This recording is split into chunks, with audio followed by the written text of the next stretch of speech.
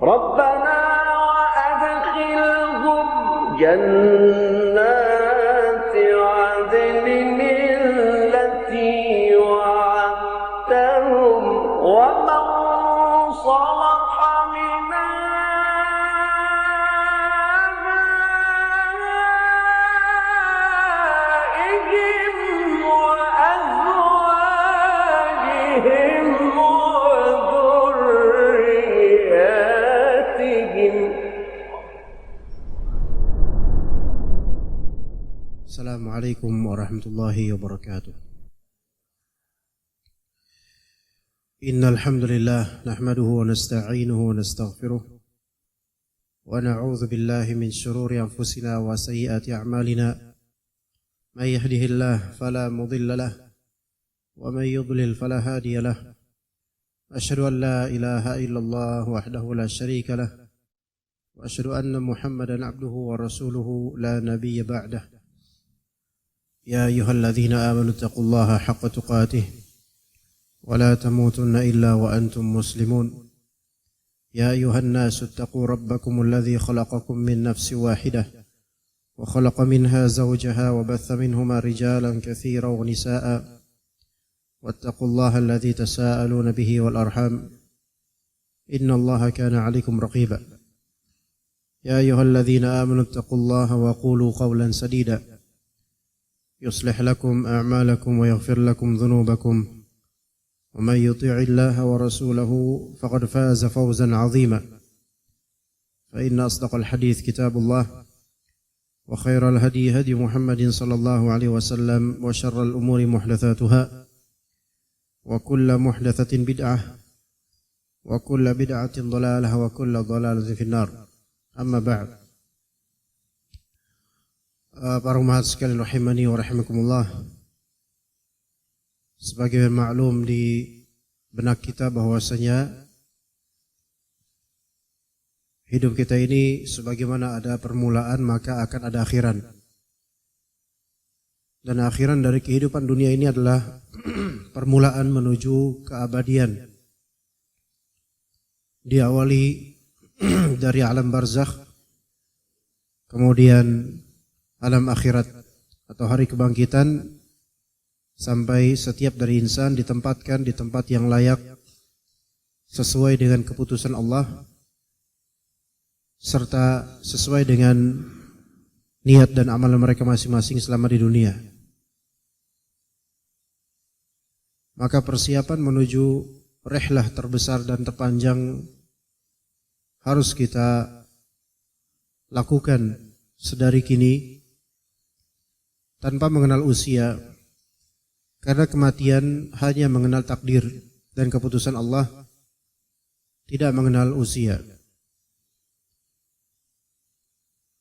Sementara kita tidak mengetahui kapan berakhirnya usia kita dan terujungnya nafas kita,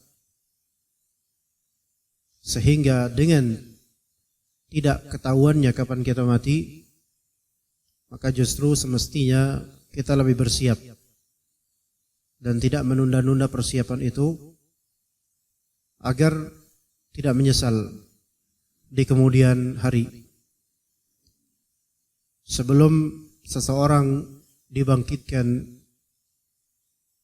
di alam akhirat menuju pada mahsyar, maka setiap orang akan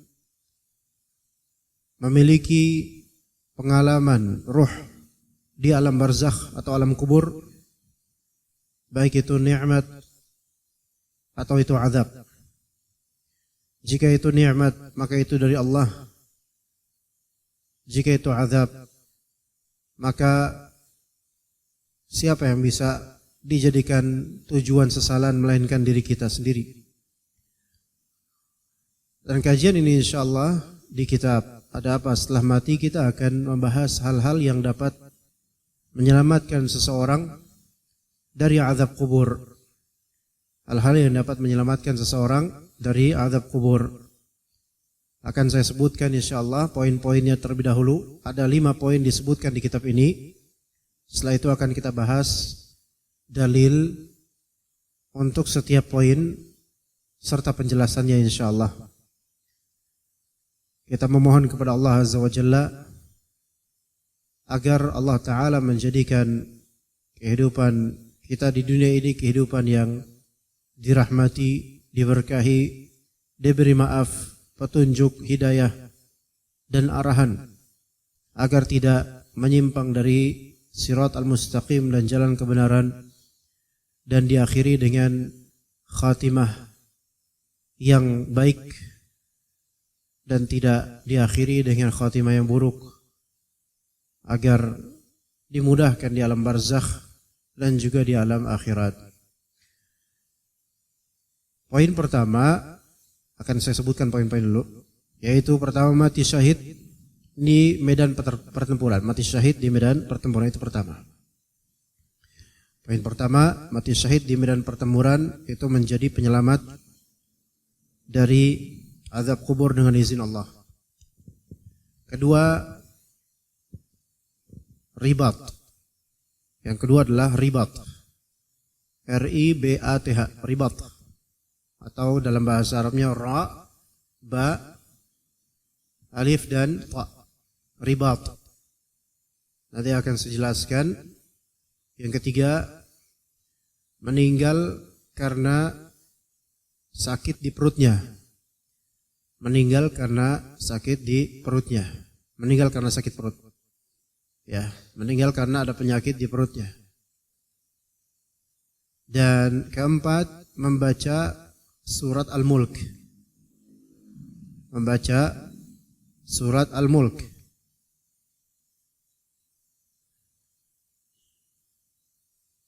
Kelima, meninggal pada hari Jumat atau malamnya. Ya, bisa kita meninggal pada malam Jumat atau hari Jumat. Hari di sini maksudnya siangnya, malam itu berarti malam Jumat. Kalau di kita malam hari Kamis, malam Jumat. Bukan Jumat malam ya. Jadi meninggal malam Jumat atau hari Jumat. Adapun Jumat malam itu sudah dikenal sebagai Sabtu. Ya. Jumat malam itu bukan hari Jumat. Kalau di Indonesia Jumat sampai jam 12 malam. Tapi dari segi syariat maka itu sudah masuk malam Sabtu. Ya. Maghrib itu sudah pindah hari. Ya begitu. Baik, kita mulai dari yang pertama ya umat sekalian, mati syahid di medan pertempuran.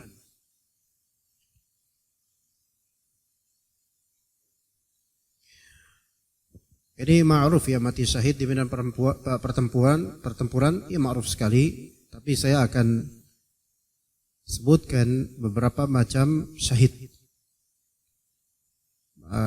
Ada beberapa macam syahid. Bahwasanya syahid itu tidak hanya satu macam, melainkan ada 3 macam. Ya, insyaallah dengan fikih ini kita faham. Karena ada beberapa dalil berkaitan dengan 3 macam ini.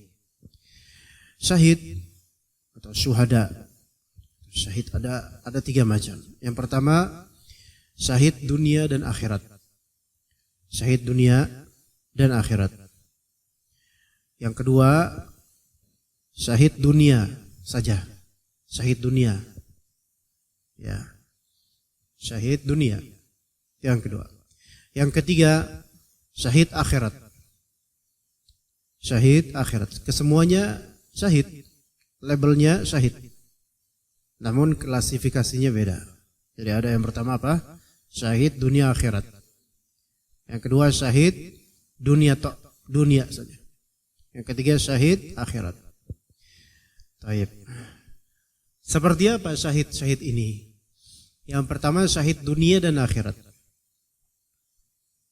Yaitu yang mati di peperangan atau mati bertahan. Mati bertahan untuk negerinya. Ya, makanya syahid dunia akhirat. Maksudnya di sini mati peperangan yang syar'i, Pak. Peperangan yang syar'i. Peperangan yang syar'i itu ya jihad fi sabilillah sesuai dengan arahan waliul amri muslim, sesuai dengan arahan penguasa muslim resmi. Ini syahid dunia akhirat. Kau mati di peperangan syar'i. Seperti apa peperangan syar'i? Yaitu peperangan yang ditujukan untuk membela agama Allah, ya, dan diarahkan oleh penguasa muslim. Adapun peperangan yang hanya sebatas keduniaan, maka ini bukan peperangan syar'i. Seperti konflik antar negara yang hanya misalnya pasukan muslim, negeri muslim menyerang negara tetangga hanya karena masalah konflik kepentingan politik atau karena pertambangan, perhutanan, dunia material gitu. Jadi bukan atas asas agama sama sekali. Peperangan seperti ini bukan peperangan yang syar'i. Bukan peperangan yang syar'i. Misalnya pihak yang berperang ini, yaitu negara yang memerangi Indonesia misalnya, memerangi negara jiran karena untuk mengambil hak negeri, ya, tanah dan semisalnya, ada konflik di perbatasan.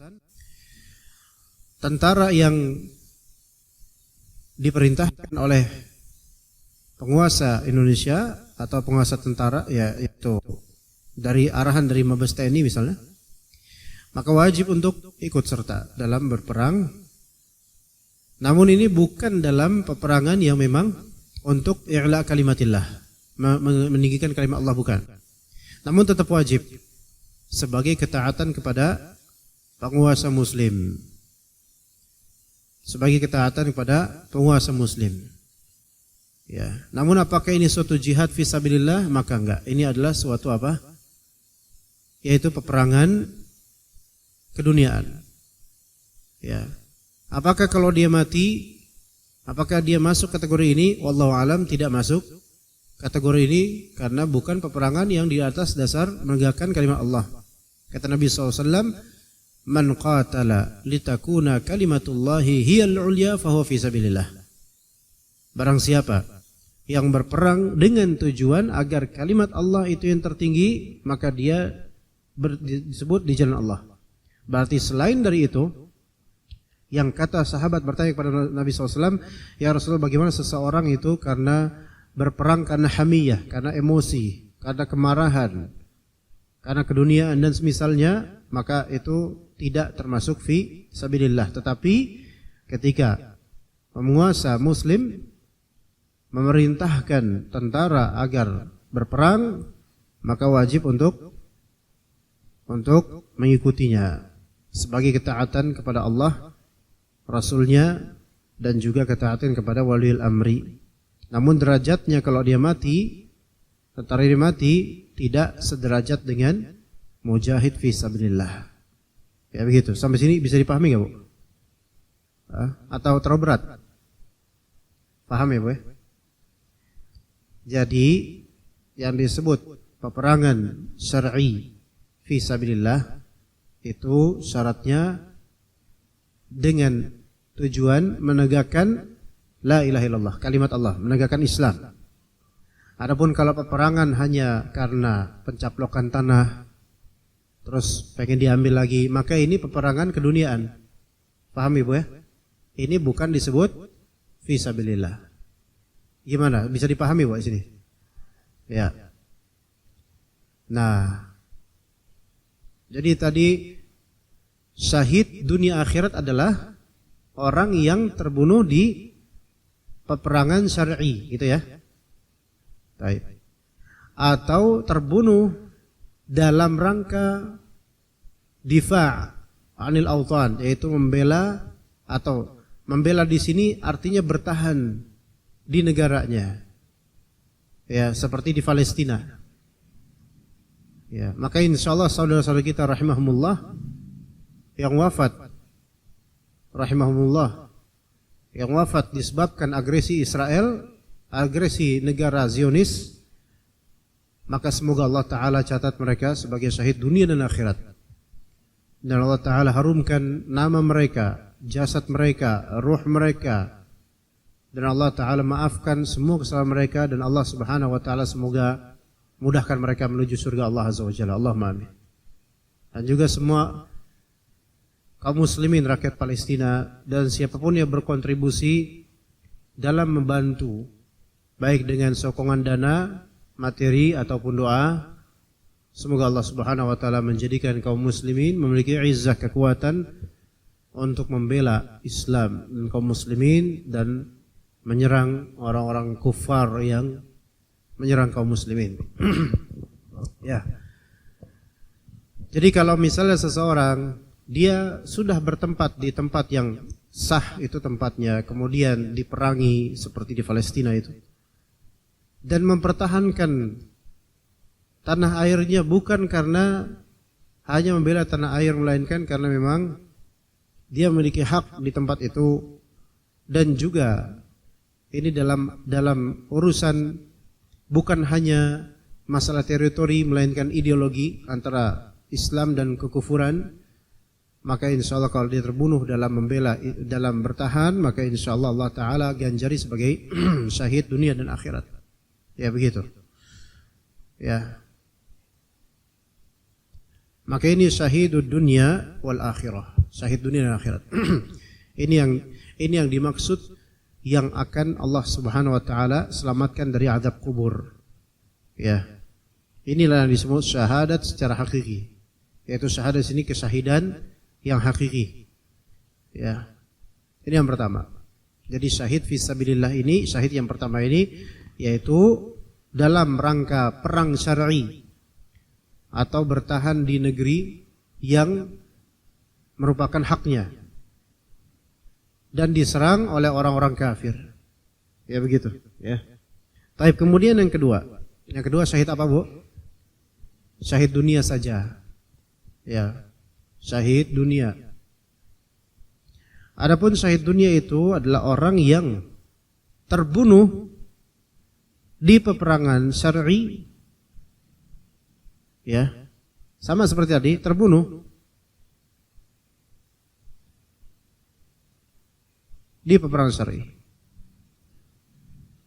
Namun dalam keadaan kabur.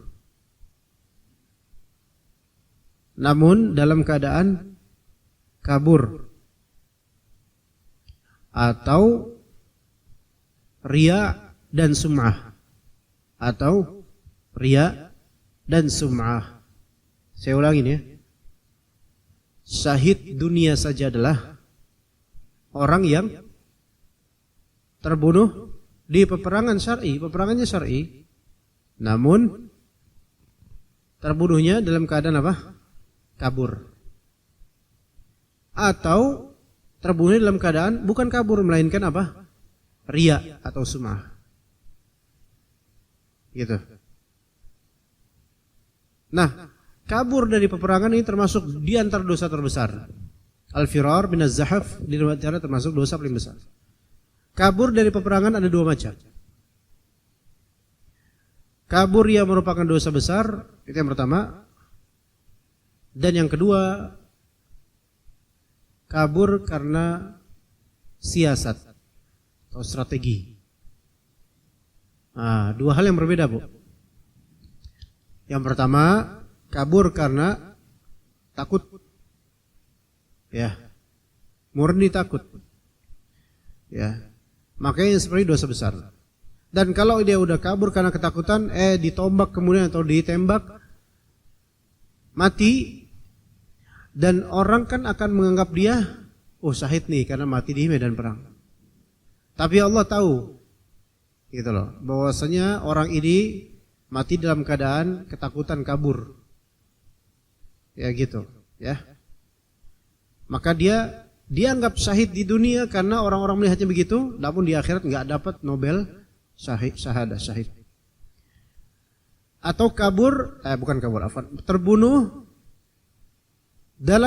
di medan perang syar'i namun dia riya atau sum'ah. Riya itu karena pengen pamer. Berani karena pamer. Ya, terus terbunuh. Maka dia akan dianggap orang-orang syahid karena kan riya kan enggak ada yang tahu gitu kan. Maka mati dia terbunuh. Masih dalam keadaan apa? Riya, syirik kecil. Maka dia dianggap syahid oleh orang-orang karena melihat zahirnya dia mati di medan perang. Dan dikubur persis seperti dikuburnya orang-orang yang syahid. Karena kan kita nggak bisa menilai hatinya gitu kan. Tetapi Allah Ta'ala menilai dia hanya dikenal syahid di dunia, namun bagi Allah tidak. Makanya bukan syahid akhirat. Ya, karena dia ketika berperang dia cuma pengen pamer, apalagi kalau ada kamera dan semisalnya. Ya, wah lihat fulan ikut perang gitu. Atau sum'ah. Sum'ah itu pengen didengar namanya, pengen disebut-sebut. Di antara bentuk sum'ah atau mati dalam keadaan sum'ah yaitu dia berperang, dia nggak apa-apa, yakin saya mati nggak apa-apa di medan perang ini, yang penting nama saya nanti disebut-sebut jadi legenda. Makanya dia sum'ah. Hati-hati ya.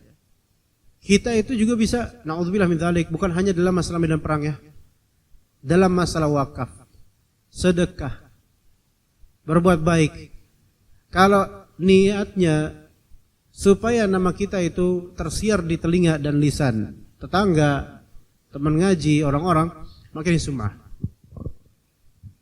Maka ini sum'ah, ini syirik kecil.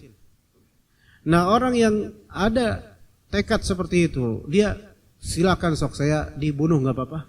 Yang penting nama saya tercatat nanti daftar orang-orang syuhada. Sehingga nanti diukir jadi Nobel atau diukir di prasasti atau dicatat di kenegaraan dan seterusnya. Maka ini sum'ah. Menjadi pahlawan negeri dan seterusnya. Enggak, maka ini sum'ah. Mungkinnya dicatat oleh orang-orang, wah dia mati syahid, dia mati di medan perang syar'i. Namun bagi Allah dia syahid dunia tok, dan enggak ada dapat apa-apa di akhirat, bahkan akan diseret menuju neraka dia. Sebagaimana hadis yang menyebutkan, hadis panjang yang menyebutkan ada seseorang yang ketika dia wafat mati di medan perang, wah orang-orang menyebutnya syahid, menyebutnya pemberani. Namun justru Allah Ta'ala tahu isi hatinya dan kemudian diseret dia ke neraka. Bahkan lebih dulu masuk neraka dibandingkan para penyembah berhala. Karena riya dan sum'ahnya. Jadi syahid dunia saja itu adalah orang yang terbunuh di medan perang, di medan perang syar'i, namun terbunuh dalam beberapa kondisi ini, ya, yaitu terbunuh dalam keadaan apa? Kabur karena takut, atau terbunuh dalam keadaan riya, atau terbunuh dalam keadaan sum'ah. Oke. Yang ketiga apa, Bu? Syahid apa? Syahid akhirat. Walaupun di dunia hukumnya bukan hukum syahid, dikafanin tetap seperti orang biasa. Ini orang yang syahid akhirat, ya, bukan syahid dunia, maka dia adalah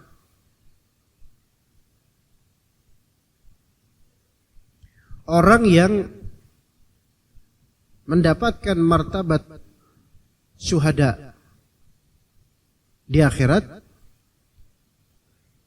namun proses penguburannya seperti selain syuhada. Ya. Di akhirat derajat dan martabatnya seperti syuhada, namun di dunia, ya, penguburannya seperti selain syuhada. Seperti selain syuhada. Maksudnya apa? Seperti di akhirat dia mendapatkan derajat seperti orang-orang syahid di medan perang. Namun di dunia ketika dia wafat, maka hukum-hukum fikih yang berkaitan dengannya itu seperti orang biasa. Yaitu apa? Dimandikan. Kan orang-orang syahid di medan perang enggak dimandikan, Bu? Enggak dimandikan. Dia dengan darahnya, dengan pakaian dia itu dikumpulkan kemudian dikuburkan sebagaimana adanya dia keadaannya, Bu. Ya. Enggak ya kayak di Palestina insyaallah. Semoga Allah rahmati mereka semua. Itu enggak dimandikan. Iya. Kecuali yang meninggalnya karena sakit misalnya. Nah, itu beda lagi. Nah, ini kan kalau misalnya syuhada yang benar itu syuhada akhirat, syuhada dunia akhirat, itu kan enggak dimandikan. Ya, kalaupun dikafanin ya. Misalnya dikafanin, tetap itu enggak dimandikan. Ya, dan juga sebenarnya enggak dikafanin, Bu. Enggak dikafanin kalau yang syuhada itu. Ya. Kalaupun dikafanin tafadhol mungkin ya bisa, cuman keadaan tubuh fisiknya itu enggak perlu dibersihkan. Enggak perlu. Ya, biarkan dia dalam keadaan sebagaimana syahidnya dia. Nah, kalau orang biasa yang syuhada akhirat ini syuhada akhirat ini dimandikan enggak? Dimandikan. Dikafanin? Dikafanin. Disolatin? Disolatin. Ya syuhada itu juga disolatin, syuhada dunia akhirat juga disolatin. Tetapi apa penyebab orang-orang ini mendapatkan derajat seperti derajatnya syuhada? Yaitu karena matinya, wafatnya karena ya berarti sebabnya ya, yaitu penyakit perut diantaranya. Atau terkena ta'un. Ta'un ini wabah khusus, tapi dia bukan seperti COVID, beda. Ada penyakit ta'un ini penyakit mematikan, wabah yang mematikan. Atau mati tenggelam. Mati tenggelam. Selama tenggelamnya itu bukan dalam bermaksiat ya. Tenggelamnya bukan dalam keadaan bermaksiat. Orang muslim mati tenggelam selama tidak dalam keadaan maksiat, maka mati tenggelamnya dia itu adalah syahadah, yaitu kesyahidan dia. Yang di akhirat derajatnya itu serupa dengan syuhada insyaallah, mudah-mudahan. Kemudian ketimpa sesuatu, ketimpa tembok, ketimpa bangunan, ya runtuh bangunan, ketimpa dia, maka ini termasuk syahid. Tapi syahid apa? Syahid akhirat. Selama ketika dia mati itu tidak dalam keadaan maksiat, ya, maka ini disebut syahadah hukmiyah, syahadah secara hukum akhirat. Adapun dunia, maka dia diperlakukan seperti orang biasa, bukan seperti orang syahid. Ya, begitu. Dan apakah mati syahadah akhirat ini, yaitu syahid akhirat ini yang ketiga ini, apakah dia akan dilindungi dari azab kubur? Semoga juga iya, karena barzakh atau akhirat, barzakh adalah gerbangnya akhirat. Ya, mudah-mudahan juga semanzilah seperti syuhada dunia akhirat. Adapun syuhada dunia tadi, ya, yang mati karena kabur, mati karena riya, mati karena sum'ah, maka itu ya mungkin enggak dikafanin karena diserupakan di dunia seperti para syuhada beneran, tapi di alam barzakh justru larinya dia, justru riyanya dia itu bisa berefek ke azab kuburnya. Na'udzubillah min dzalik. Begitu Bu ya? Bisa dipahami Bu berarti ya, insyaallah ya. Taib.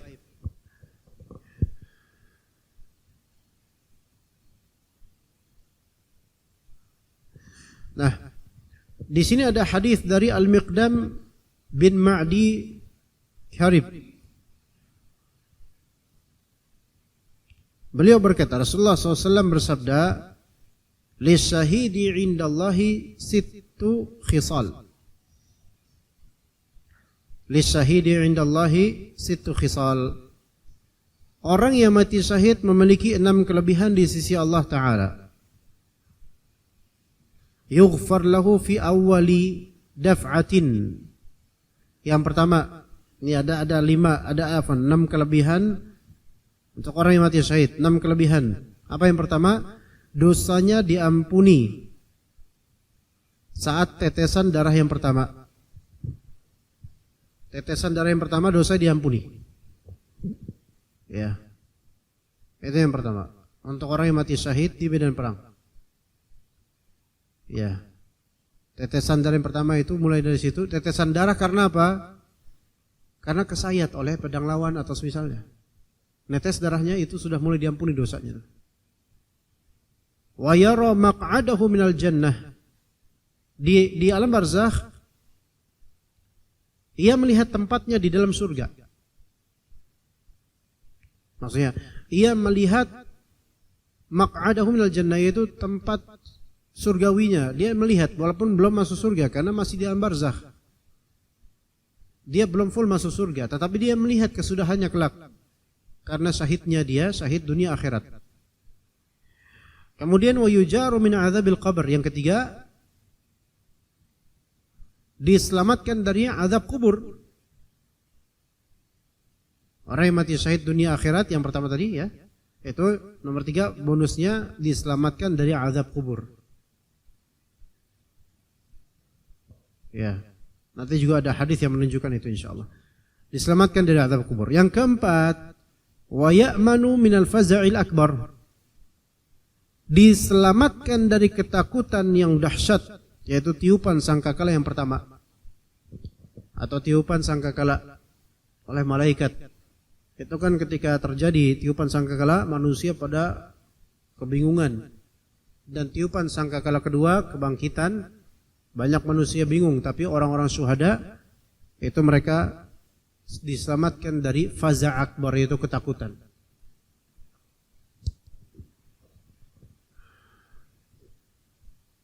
Ketahuilah bahwasanya akhirat itu nuansanya membuat semua orang ketakutan. Bahkan dalam hadis Aisyah radhiyallahu anha, manusia dibangkitkan sebagaimana aslinya dia, belum disunat, belum dikhitan, dan dalam keadaan telanjang. Dan sampai Nabi mengikrarkan bahwasanya tidak ada waktu orang-orang enggak kepikiran untuk melihat aurat yang lainnya, saking mereka itu fokus dengan nasibnya nanti gimana. Saking takutnya itu, syahwat hilang semua. Orang tuh kalau takut banget, segala hasrat dan syahwatnya dia itu enggak kepikiran, Bu. Iya. Sekarang kalau di dunia ini aja nih, misal seseorang, ya, dia memiliki syahwat makan yang tinggi. Syahwat makan, syahwat itu keinginan ya. Dia suka makan. Namun pas lagi makan, tiba-tiba ada cekikitan kuntilanak misalnya. Kira-kira lanjut gak makannya? Atau berbagi? Enggak lanjut. Udah kabur, atau mungkin kalau takut ya, kalau enggak takut mah lanjut aja. Tapi kan ketika takut seseorang itu baru cikitan kuntilanak tuh loh. Belum sangkakala. Itu baru cikitan kuntilanak, ditambah geraman genderuwo. Makin takut. Jangankan makan, tidur nggak bisa. Jadi hasrat-hasrat seseorang ketika ketakutan hilang. Jadi rasa takut yang menyelimuti hati menghilangkan segala keinginan. Oleh karena itu bala dan ujian yang paling berat untuk manusia itu adalah ujian rasa takut.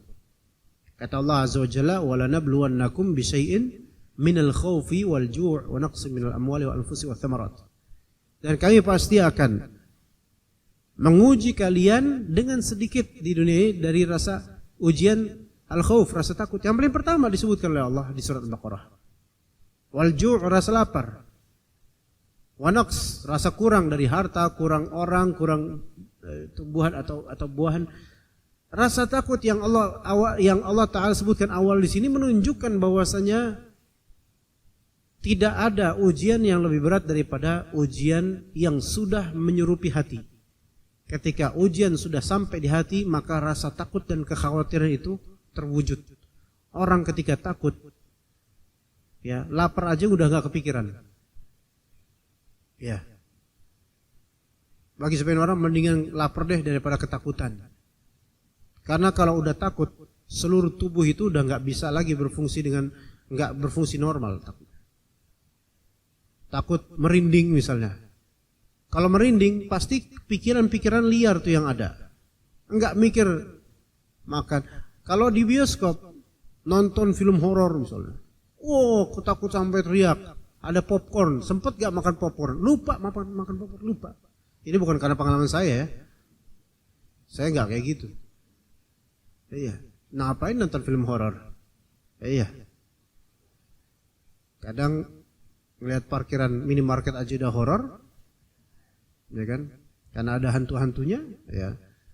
Ngapain ngeliat film horor? Nggak usah takut. Tapi kalau udah takut, udah hilang. Ya.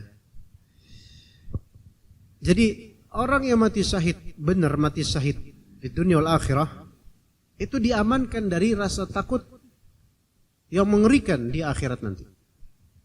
Allah berikan padanya rasa aman. Itu yang keberapa tuh, Bu? 4 ya? Berarti sekarang 5 ya. Wa yudha'u ala ra'sihi tajul waqari al-yaqutah minha khairum minad dunya wa ma fiha. Juga dihiasi dengan ini salah terjemahannya. Dan juga diberikan kepadanya, dipasangkan di kepalanya, yaitu mahkota dari permata yang lebih baik daripada dunia dan seisinya. Jadi para orang-orang yang mati syahid dapat mahkota nanti mereka. Dan satu mahkota itu jauh lebih baik daripada dunia dan seisinya. Itu yang kelima ya. Sekarang terakhir, wa yuzawwaju 72 zawjatan minal huril 'ain. Ini keberapa nih sekarang, Pak? Ke-6 ya. Oh, ini masuk ke dalam nomor 5 juga ya. Selain dipasangkan padanya mahkota, dinikahkan dia, diberi istri dia dari bidadari. Berapa banyak? 72 Pak, kurang Pak. 72 zaujah. Ya. Dari al-hur 'ain, dari bidadari. Kalau istrinya orang syahid ini juga masuk surga, insya Allah istrinya lebih cantik, lebih indah daripada 72 itu. Tapi ya tetap juga berbagi dengan 72 itu. Dan nggak ada hasad-hasad, nggak ada kesel gitu, iri, kamu nggak bagi malam gitu dan seterusnya, atau gugat cerai, nggak ada di sana gitu. Itu hanya di dunia ya. Di sana itu kalbu semua orang di surga Allah Ta'ala bersihkan dari kebencian dan hasad. Tapi kalau di dunia ya dunia tempatnya kayak gitu ya. Dan yang terakhir nomor 6, wa yushaffa'u fi 70 min aqaribih, dan diberi izin untuk memberi syafaat kepada 70 orang dari kerabatnya. Jadi punya saudara yang dia mati di medan perang syar'i, itu suatu keuntungan sendiri buat keluarga besar. Iya. Ibu punya adik, ibu punya paman, ya, yang dia mati syahid di medan perang. Bisa-bisa itu nanti ketika Allah terima syahadahnya, syahidnya dia terima oleh Allah Azza wa Jalla, maka diberi izin kamu, silakan 70 orang kamu beri syafaat untuk masuk surga. Iya, bisa. Yang paling pertama ibu saya ya Allah, ayah saya, kakak saya, adik saya, paman saya. Kau keluarga besar kalau arisan sampai nggak 70 Bu? Belum tentu sampai. Kalau ibu arisan, misalnya kan arisan keluarga tuh ada tuh. Ya ada keluarga besar sampai 70 lebih ada. Tapi kan rata-rata nggak sampai segitunya Bu, 70. Ya 50 itu udah besar lah gitu kan. Kalau satu keluarga besar itu dapat syafaat, ngumpul arisan lagi di surga nanti. Arisan pahala, ya Masya Allah. Ya, subhanallah. Tapi itu untuk orang syahid yang benar mati syahidnya. Bukan yang riya, bukan yang sum'ah. Ya, tapi ini syahid yang di medan perang. Bukan syahid yang karena tenggelam atau itu beda lagi. Mudah-mudahan itu sih dapat juga, tapi tentu tidak sama derajatnya. Kemudian dalam hadis lain dari sahabat Nabi radhiyallahu anhu, ada seorang berkata kepada Nabi SAW, "Ya Rasulullah, ma balul mu'minina yuftatanuna fi quburihim ila syahid." Wahai Rasulullah, kok bisa? Kenapa kaum muslimin itu diuji di dalam kuburnya, diberi fitnah kubur? Kecuali orang yang mati syahid saja. Kenapa orang yang mati syahid di kuburnya itu enggak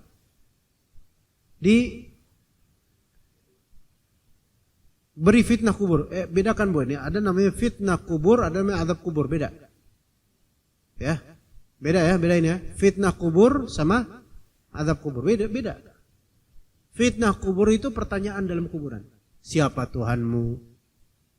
Kamu kenal gak orang ini? Yaitu Nabi Muhammad SAW. Ya. Apa agamamu? Itu fitnah kubur. Ya. Menjawabnya itu gak bisa pakai contekan. Menjawabnya itu sesuai dengan bagaimana iman dan amal kita selama di dunia. Tadi gak bisa, gak ada contekan, gak ada. Ya. Walaupun di pocongnya kemudian dikasih contekan, nggak bakal nyambung itu karena di alam barzakh. Sementara pocongnya kain kafan itu ada di alam dunia, di bawah tanah, beda. Ya, jadi ini semua orang Muslim itu ditanya, kecuali syuhada. Orang-orang mati syahid dunia akhirat nggak ditanya. Ya. Orang mati syahid dunia akhirat enggak ditanya. Lah kenapa ya Rasulullah kok bisa dispesialkan? Kata Nabi SAW, kafa bibariqati suyufi ala ra'sihi fitnah. Cukuplah kilatan pedang di atas kepala orang yang mati syahid itu sebagai fitnah, sebagai ujian.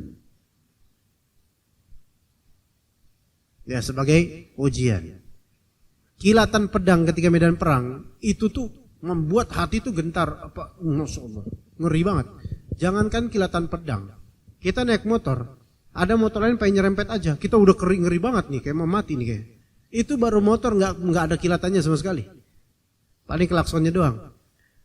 Tapi kilatan pedang di medan perang itu kilatannya itu hati itu kalau nggak berani, kabur. Kita pilih mana? Kita tetap bertahan sambil berperang atau kabur? Bertahan ganjarannya paling tinggi, kabur dosanya paling besar. Nggak bisa di tengah-tengah, terbang nggak bisa, nyungsep tanah, itu kabur namanya. Ya, ya begitu. Kecuali kalau kaburnya karena politik, karena siasat, ya itu beda lagi, itu strategi itu. Oke. Jadi orang yang di medan perang dan mati syahid dengan niatan ikhlas, maka di alam barzakh dia tidak mendapatkan pertanyaan kubur. Nah, kalau namanya udah nggak ditanya lagi sama malaikat munkar nakir, itu berarti kan dia selamat dari azab kubur, Bu. Karena penyebab asasi terkena azab kubur adalah nggak bisa lancar jawabnya. Gitu. Itu penyebabnya. Dan kenapa nggak bisa lancar? Karena kalau imma kekufuran, kafir, atau karena banyak pelanggaran di dunia, makanya jawabannya itu agak nggak lancar. Gitu. Ya. Kalau orang-orang mati syahid dan ikhlas, nggak perlu ditanya lagi. Udah, ini recommended. Gitu Bu ya. Mungkin yang nomor pertama ini, terutama ibu-ibu ya, dan juga kita belum masuk gitu, karena kita ini tidak dalam kondisi berperang di medan perang, ya, atau bisa dikatakan mustahil kita sekarang melakukan ini, tapi kan kita bisa berusaha untuk membantu kaum muslimin, ya gitu. Taib, yang kedua apa Bu? Yang kedua tadi, yang kedua dari hal-hal yang dapat mencegah azab kubur, yaitu ribat. Apa itu ribat? Ribat adalah keluar untuk menjaga perbatasan wilayah Islam. Keluar untuk menjaga perbatasan wilayah Islam. Dari Salman Al-Farisi radhiyallahu anhu, Rasulullah SAW berkata, saya mendengar Nabi SAW, ya, Rasulullah SAW berkata, Ribatu yaumin wa lailatin khairum min siyami syahrin wa qiyamih. Ribat, keluar sehari semalam untuk menjaga perbatasan daerah rawan wilayah Islam, lebih baik daripada berpuasa sebulan penuh sekaligus sholat malamnya. Iya. Sehari aja ribat nih. Ribat yaitu misalnya tentara atau polisi atau orang yang dititipkan keamanan padanya dari warga sipil atau aparat, memang diutus untuk menjaga perbatasan wilayah Islam, dan niatan dia untuk menjaga daerah ini, menjaga kaum muslimin, bukan semata-mata karena ini order penguasa aja, tapi karena dia pengen menjaga wilayah orang-orang Islam, menjaga kehormatan orang Islam, menjaga darah orang-orang Islam. Maka di perbatasan dijaga itu, baik itu perbatasan negara atau wilayah, selama memang diperintahkan oleh penguasa negara atau penguasa daerah yang syar'i, yang resmi, maka ini masuk dalam ribat. Tapi niatannya apa? Niatannya memang menjaga kaum muslimin. Adapun kalau misalnya pas lagi ngejaga itu sambil ngopi ngerokok, itu urusan lain. Itu pernak-pernik kehidupan manusia. Tapi yang penting niatannya dia menjaga perbatasan ini karena pengen melindungi kaum muslimin, supaya tidak diserang oleh musuh dan tidak dibegal, tidak dapat dan semisalnya. Tapi ini dengan apa? Dengan inisiatif dari penguasa resmi, gitu ya. Maka orang yang seperti ini sehari semalam saja dia melakukan ribat ini, itu lebih baik daripada berpuasa sebulan penuh sekaligus sholat malam. Sebulan penuh berpuasa, tapi puasa sunnah, bukan puasa wajib, bukan puasa Ramadan. Sebulan penuh puasa siangnya, malamnya qiyamul lail. Penuh 30 hari itu kayak gitu. Ribat 1 hari 1 malam itu lebih afdol daripada 30 hari puasa dan tahajud malam. Semalam suntuk. Iya. Begitu Umar. Ya. Nah, kemudian faedah kedua dari ribat, wa in mata jara alaihi amaluhu alladhi kana ya'maluhu wa ujriya alaihi rizquhu wa amnal fattan. Dan kalau dia meninggal dunia dalam keadaan ribat nih, karena ribat dia meninggal dunia, maka Allah akan mengekalkan pahala amal perbuatan yang biasa dia lakukan. Kalau dia biasa sholat, dia biasa tahajud, dia biasa sholat duha, setelah wafatnya itu tetap kekal, itu pahala yang ngalir terus dia. Dan juga akan melanggengkan rizkinya, yaitu rizki di alam kubur ya. Dan juga amin al-fattan, dia dan matinya dia selamat dari ujian dalam kubur. Ini disebabkan apa? Disebabkan menjaga area camp kaum muslimin, menjaga daerah perbatasan kaum muslimin, dengan niatan menjaga kaum muslimin dan harta-harta mereka dan nyawa mereka. Begitu. Tapi kalau misalnya tidak ada arahan dari penguasa resmi atau dari Pak RT atau dari Pak Camat, Pak Lurah, melainkan inisiatif ormas, maka ini gak termasuk. Karena biasanya seperti ini ribatnya karena hamiyah, fanatisme, atau karena ras, atau karena golongan, bukan karena keislaman dan agama. Saya contohkan misal di Jakarta ini, penduduk yang memang asli suku Jakarta misalnya, dan saya juga termasuk di dalamnya. Saya pernah dapatkan di daerah saya di Kalibata waktu itu. Kalau malam, waktu momentum-momentum itu, malam-malam itu banyak yang ngejaga di RT atau RW sini. Itu banyak yang ngejaga, pemuda-pemuda malam-malam. Ya. Yang ngejaga biasa warga atau dari ormas orang asli Jakarta. Tapi apa? Karena apa? Karena mereka sedang ada konflik sama pendatang suku lain. Saya nggak perlu nyebut suku ya, nggak baik. Ya, pendatang ke Jakarta ini dari suku lain. Mereka kemudian jaga-jaga itu, nggak ada arahan dari RT, nggak ada, cuma memang inisiatif ormas aja. Ya, nggak ada arahan dari waliul amri, nggak ada. Karena ta'assub, karena fanatisme, karena kebencian terhadap ras tetangga, dan memang ras tetangga ini suka usil gitu masalahnya. Ya usil sekali, namun dibesar-besarkan, jadi bertengkar, jadi rasis antar keduanya. Ya, makanya seperti ini bukan termasuk ribat syar'i, walaupun begadang sehari semalam enggak. Ya. Taib. Apakah ronda itu termasuk ribat? Walaupun memang tujuannya untuk melihara harta kaum muslimin, namun wallahu alam sepertinya tidak semanzilah dengan ribat, sepertinya. Ya, sepertinya tidak semanzilah dengan ribat. Baik ronda, afwan menjadi satpam atau security, itu tidak semanzilah dengan ribat. Ya. Namun kalau misalnya dia pun mati dalam keadaan menjaga harta kaum muslimin, walaupun security atau diutus oleh RT RW, satpam ataupun jaga rumah orang, maka tetap mati dalam keadaan membela diri, itu baik. Membela kehormatan dan harkat kaum muslimin itu baik. Tetapi kalau sampai derajat sampai ribat atau nanti dihindari dari fitnah kubur, maka ini tidak sampai. Enggak sampai. Makanya enggak boleh kita katakan pekerjaan paling mulia dalam Islam adalah pekerjaan security atau satpam. Terus pakai dalil ini, ya enggak bisa. Enggak bisa, kecuali kalau satpam itu memang utusan dari penguasa untuk resmi untuk apa? Menjaga daerah kaum muslimin, maka ini bisa. Dan itu pun biasanya dalam kondisi konflik. Dan memang tujuannya untuk menjaga darah dan harta kaum muslimin. Adapun kalau cuma sewaan dari developer atau swadaya masyarakat dan itu memang cuma ya untuk jaga security aja dari maling biasa, maka ini enggak termasuk. Enggak termasuk. Ronda juga walaupun itu baik tapi tidak termasuk dalam hadis ini. Begitu, ya. Maka jangan sampai dikatakan profesi yang menghindar kita dari azab kubur adalah satpam. Enggak bisa gitu dong.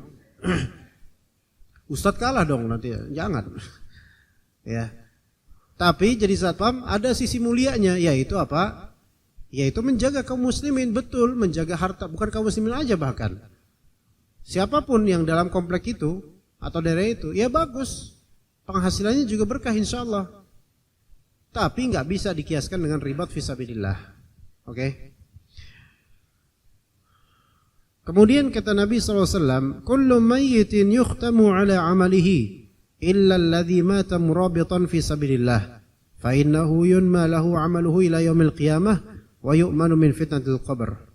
Setiap orang yang telah meninggal, maka amal perbuatannya ditutup, selesai. Ya itu udah selesai. Ya dia udah tinggal amalannya yang udah berlalu aja.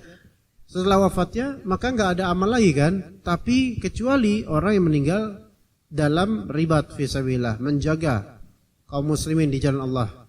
Karena sesungguhnya amal perbuatannya ini selalu bertambah sampai hari kiamat, itu terlalu pahalanya tuh ada terus. Kalau misalnya si murabit orang yang ribat ini mati ya di kondisi ribatnya, kemudian diketahui sebelumnya dia rajin tahajud, maka setelah wafatnya pahala tahajud ngalir lagi tuh. Gitu loh maksudnya. Padahal orangnya udah wafat, gitu kan? Dan ia diselamatkan dari fitnah kubur, yaitu cobaan dan pertanyaan kubur. Itu yang kedua ya buat Muhammad.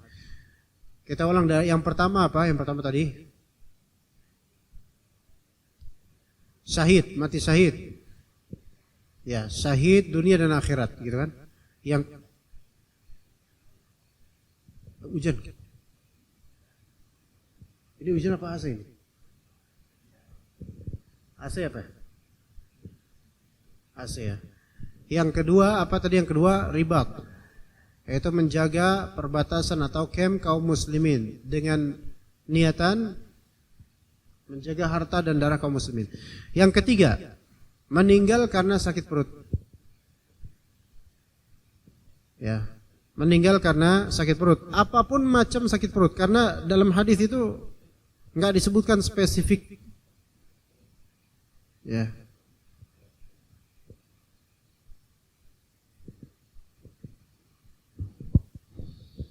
Seperti apa di sini dikatakan Abdullah bin Yasar radhiyallahu anhu, beliau berkata, "Kuntu jalisan wa Sulaiman bin Surat wa Khalid bin Urfutah fadzakaru anna rajulan tuwfiya."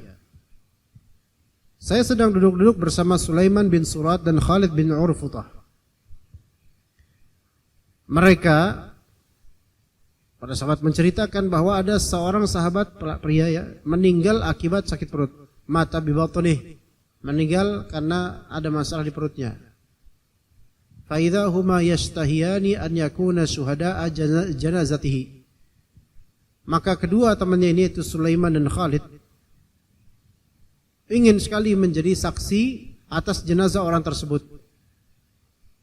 Ya, maksudnya ingin menyaksikan jenazahnya, ingin ngelayat. Bahasa kita apa sih, Bu? Ngelayat ya, apa sih? Ziarah. Takziah. Bahasa Indonesia apa? Ngelayat, Bu. Iya, ngelayat. Iya, melayat. Ingin menjadi saksi, ya, ingin takziah dan ingin melihat jenazah itu. Maka salah satu dari keduanya berkata, "Alam yaqul Rasulullah SAW, bukankah Rasulullah SAW bersabda, man yaqtulhu batnuhu falan yu'adzaba fi qabrih." Barang siapa yang perutnya membunuhnya, gitu loh. Perutnya membunuhnya, yaitu artinya meninggal gara-gara sakit di perutnya, maka ia tidak akan diazab di dalam kuburnya. Jadi yaqtulhu batnuhu, perutnya menjadi sebab kematian dia. Ini sakit perut dengan segala macam sebab. Mau apa penyakit perut apa aja, Bu, yang orang lagi sakit perut? Diare bisa nggak sampai mati, Bu? Bisa ya? Apalagi, Bu? Mah ya, mahnya yang sangat-sangat. Asam lambung masuk nggak, Bu? Kanker rahim, melahirkan baik sesar atau normal. Itu kan karena masalah perut juga gitu loh. Kan kaitannya dengan perut. Sesar mungkin nggak, Bu? Bisa, mungkin. Iya. Iya. Mungkin. Baik sesar, baik kelahiran normal, rate posibilitasnya ada. Apalagi kalau misalnya ada penyakit tertentu, ya, jantungnya lemah misalnya, dan hal-hal lain lah gitu. Ya, dokter bilang kemudian ini 50-50 nih, Pak, gitu kan. Bisa wafat, bisa enggak, bisa selamat, bisa enggak, mungkin janinnya selamat, ibunya enggak, atau kebalik, wallahu a'lam, nanti gimana kita berusaha, kita kata dokter. Maka kalau dia wafat karena hal itu, semoga masuk ini insyaallah. Karena yaqtuluhu batnuhu, perutnya membunuhnya gitu loh. Tentu yang maha mematikan itu Allah Azza wa Jalla. Namun sebab matinya dia adalah karena sesuatu di perutnya. Begitu. Maka kata seseorang, yaitu kata sahabat lainnya, iya, sodakta, betul. Nabi pernah berkata seperti itu. Jadi orang yang wafat karena sakit perut atau semisal itu, maka dia akan dihindari dari azab kubur. Taib yang keempat apa, Bu? Yang keempat, membaca surat Al-Mulk. Dalam riwayat Abdullah bin Mas'ud radhiyallahu anhu, Rasulullah SAW bersabda, "Suratu Tabarak hiya al-mani'atu min azabil qabr." Surat Al-Mulk mencegah dari azab kubur. Dan dianjurkan dalam hadis lain dibacanya, dianjurkan di malam hari sebelum tidur, ya. Dianjurkan itu. Ya, dan kalau bisa bermuadzabah, yaitu rutin tiap malam, ya. Yang kelima, meninggal pada malam Jumat atau hari Jumat. Nabi SAW bersabda, "Ma min muslimin yamutu yaumal jumu'ati aw lailatal jumu'ati illa waqahu Allahu fitnatal qabr." Tidaklah seorang muslim meninggal pada hari Jumat atau pada malam harinya. Pada malam harinya ini yaitu di malam Jumatnya, bukan di malam Sabtunya, jemaah umat. Ya. Malam Jumat, Kamis malam, Karena itu dalam syariat masuk hari Jumat. Begitu. Adapun kalau hari Jumat malam Sabtu, maka ini dalam syariat masuknya hari Sabtu. Begitu. Antar maghrib, malam Kamis, ya kan? Tapi di kalender kita hari Rabu masih nanti. Namun ibrahnya itu kan ibrahnya syariat, karena ini kan bahasanya bahasa syariat, bukan bahasa Indonesia, gitu ya. Maka tidaklah seorang muslim meninggal pada hari Jumat atau pada malam harinya, melainkan Allah pasti menyelamatkannya dari azab kubur. Wallahu a'lam. Ya, itu yang bisa disampaikan dari materi insyaallah.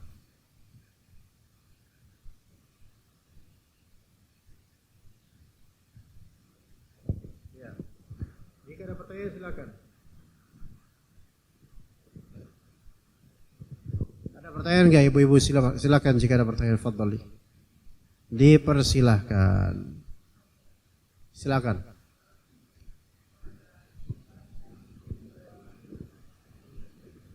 Apa ada speaker enggak, Bu? Karena saya enggak dengar.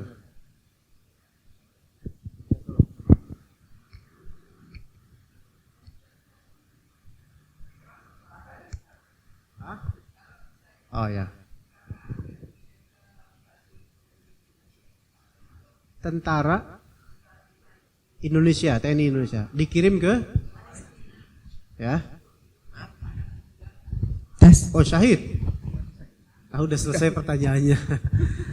Insya Allah kalau mereka ikhlas dan ini atas perintah dari negara, syahid. Karena mau nggak mau pasti mereka dalam rangka membela muslimin, Bu. Iya. Tapi kalau misalnya dikirim campur tentara muslim dan kafir, ya tentara kafir itu urusan agama mereka, maksudnya enggak syahid, kufur, mati kufur. Apapun yang muslim, selama mereka memang kesana ikhlas, niatannya benar, ini momentum banget itu untuk mereka membela agama Allah dengan cara mereka. Syahid kalau mereka wafat dalam keadaan ikhlas. Iya, karena perperangan di sana peperangan jihad membela diri kaum muslimin. Iya, insya Allah termasuk syahid. Itu juga dikirim. Gitu. Silakan. Akhwat dapat bidadara atau gimana? Akhwat saya nggak tahu. Ini gaib soalnya. Tidak ada riwayat akhwat dapat bidadara. Nah, dapatnya suami insya Allah. Tapi suami berbentuk bidadara atau manusia, Allahu alam. Insya Allah sih manusia, karena manusia bagaimanapun yang masuk surga itu lebih afdol gitu loh. Iya. Urusan hal yang gaib ini kalau nggak ada nas atau nggak ada dalilnya, kita itu jangan, wah nanti perempuan dapat bidadara pasti. Kalau nggak ada dalil itu jangan ngomong itu. Dan jangan cemburu sekarang, wah enak banget laki-laki dapat 72. Itu juga minimal tuh, bisa nambah mungkin 7. Masa kita yang perempuan hajat setiap gender di surga mungkin beda juga, Bu. Kita nggak tahu. Iya, wallahu alam. Di dunia aja itu ibu bisa maklumi kenapa laki-laki dalam syariat Islam ya boleh sampai 4 maksimal kalau bisa adil. Kenapa perempuan nggak boleh poliandri? Haram. Baik secara hukum agama maupun hukum negara atau secara logika. Karena memang nggak bisa, Bu. Ibu misalnya sama perempuan punya 2 suami itu kacau rumah tangganya, pasti kacau. Karena fitrahnya nggak ke situ. Karena cinta perempuan itu lebih dalam, cinta laki-laki lebih luas. Makanya perempuan lebih cocok satu. Dan laki-laki normalnya umumnya pengen lebih, karena lebih luas cintanya. Kalau dibalik cinta perempuan lebih luas, cinta laki-laki lebih dalam, nggak enak, Bu. Nggak siklusnya nggak baik. Gitu. Nah begitu. Jadi di akhirat nanti pun hajat, kalau misalnya perempuan fitrahnya apa kesenangannya adalah material barang, Allah akan penuhi itu syahwatnya, keinginannya. Allah adil kok, Allah adil gitu, Allah adil, Bu. Jadi jangan digugat ya, karena wah enak banget laki. Ya enak laki-laki enak, lah, perempuan juga enak insya Allah pada waktunya. bebas dari haid, bebas dari nifas, nggak ada kehamilan. Insya Allah, nggak ada. Jangan kayak itu, upil aja nggak ada nanti. Nggak ada, itu kotoran, nggak ada kotoran di surga, ada kotoran, Bu. Ingusan, batuk, pilek, bapil, nyari paracetamol, nggak ada di sana, nggak ada. Ya, semua serba nikmat. Semakin makan, semakin nikmat di sana. Di dunia, semakin makan, semakin enek, penuh sakit. Tapi di sana semakin makan, semakin nikmat. Gitu. Yang hobi makan sekarang, insya Allah di surga diabek semuanya, insya Allah enak semua, insya Allah. Begitu Bu ya. Jadi tenang aja, dapat yang terbaik. Ya, silakan. Ya, Ibu. Ya. Berarti ribat itu hanya untuk kaum laki-laki ya Pak Ustadz. Kalau untuk perempuan ribat itu nggak bisa karena menjaga wilayah itu kan biasanya kaum laki-laki. Nah, ribatnya perempuan tuh seperti gimana Pak Ustadz? Ya, ya, terima kasih Bu, bagus pertanyaannya. Sebagaimana jihad, perempuan itu jihadnya adalah haji. Kata Nabi SAW begitu. Tapi itu tetap haji hukum haji, bukan haji hukum syahid nanti. Tapi gini, perempuan itu boleh nggak ikut haji? Boleh nggak ikut jihad? Boleh kalau diizinkan oleh waliul amri. Ribat juga begitu. Namun kan ini kan hukumnya hukum umumnya Bu. Umumnya kan lebih dominan laki-laki.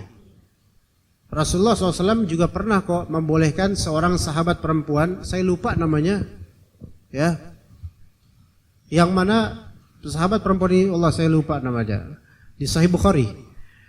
Itu bermimpi sahabat perempuan ini, dia mengendarai kapal di laut dan medan perang, dia berperang gitu loh.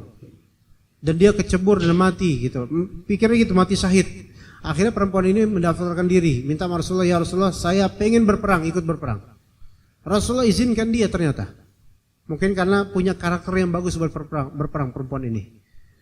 Maka kemudian berlayarlah bersama dengan para mujahidin. Mungkin perempuan ini juga ada mahramnya ketika itu.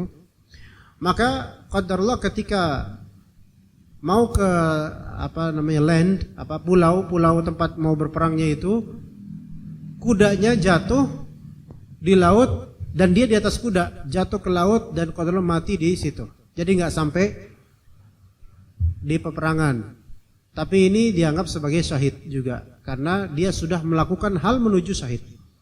Jadi bisa ribat juga begitu. Kalau penguasa muslim menempatkan perempuan ini atau tentara bukan polwan, tentara perempuan apa? Tenuan. Hah?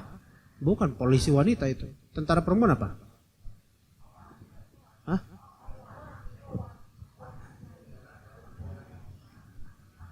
Ya gitulah pokoknya lah.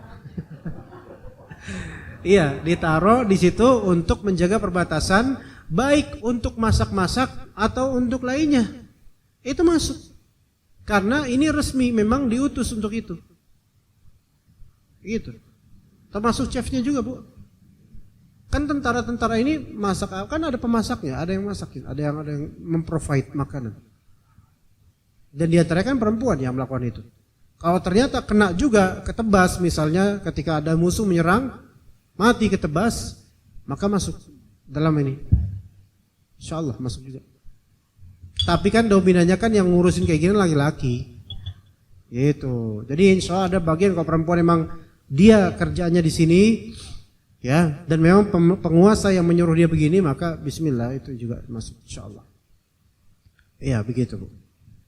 Ya. Safwan. Ada Ibu? Fadhil.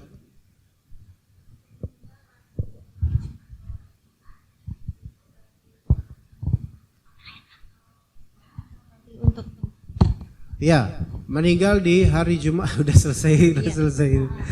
Udah, ya dapat pahala. Itu dapat pahalanya juga itu Bu. Iya insya Allah, walaupun berapa langkah dapat pahala juga walaupun nggak kejadian. Jadi meninggal hari malam Jumat atau hari Jumat, ya, itu berlaku untuk Muslim. Itu nggak peduli mau dia ahli maksiat atau ahli taat, itu kita nggak melihat karena hadis ini umum. Karena barangkali dia ahli maksiat, meninggalnya malam Jumat, ya zahirnya dia seperti orang yang mati syahid. secara akhirat. Mati syahid, kok mati syahid, astagfirullah, bukan mati syahid. Tidak dapat azab kubur, enggak, bukan mati syahid. Tidak dapat azab kubur. Begitu. Insyaallah. Tapi untuk memvonis secara khusus orang ini tidak dapat azab kubur walaupun mati malam Jumat, kita enggak boleh memvonis itu. Gimana, Bu? Lah kalau musyrik ya enggak lah.